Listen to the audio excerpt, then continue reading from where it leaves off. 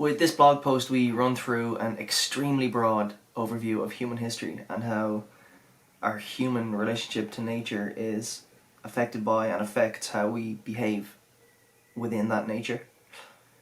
So one of the main points is the transition from hunter-gatherers to agriculturalists, and how this will have a corresponding change in the psychological or mythological relationship, images and stories we tell ourselves, based on that actual change in how we relate to nature. So, say, when we were hunter-gatherers, the dangerous forces of nature, storms, floods, lightning, and the likes, would have been portrayed as such dangerous. But then, also, the abundance and bounty of nature was what we depended on for sustenance. And so there was these two aspects of nature, the dangerous and the bountiful. There was the life giver and the life taker. And then we become agriculturalists, and we as humans opt in for taking more responsibility for ourselves, in the sense that we're not as passive and receptive, just relying on nature to provide, but we take a more active and participatory role in ensuring a steady supply of food year on year. So and with that change from hunter-gatherer to agriculturalist, there would have been like a psychological. I synonymize psychology with mythology in this blog, which will have to be fleshed out in future blogs, but I think it's, for the purposes of this quick run through, this introduction to the new naturalist, I think it'll do okay. And then there's another shift, which is way later on down the road, when we get to Europeans finishing their westward march across the North American continent, and they look back in their wake and they see the stark contrast between the nature they had initially encountered and the nature they left in their wake, which stimulated or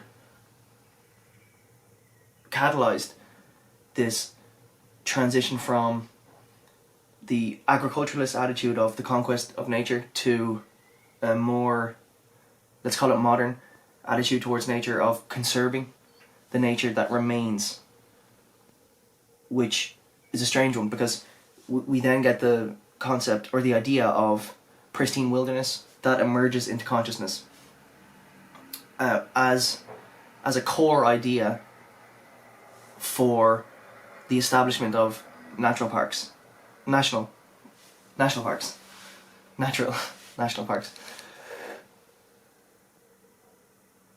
So, but at the time of this core idea's inception, it worked in the sense that it facilitated the establishment of national parks, but it's reached its point of what we call here in this blog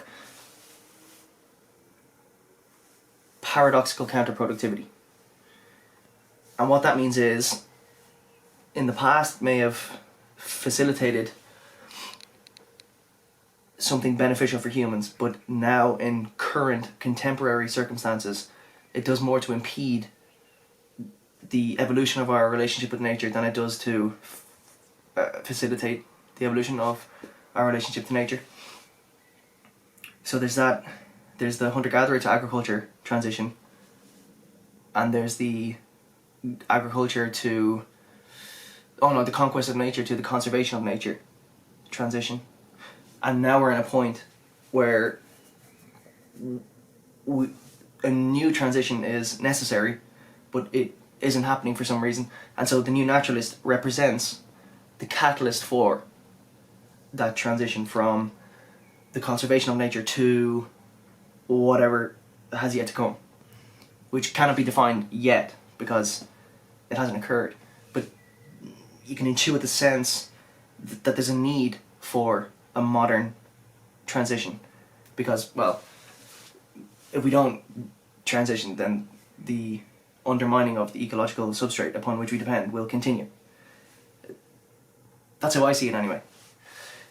So there's this need to reframe how we see ourselves and nature and our relationship to nature, and that's what the new naturalist is all about. So hopefully that little introductory blog plus vlog helps. To be continued.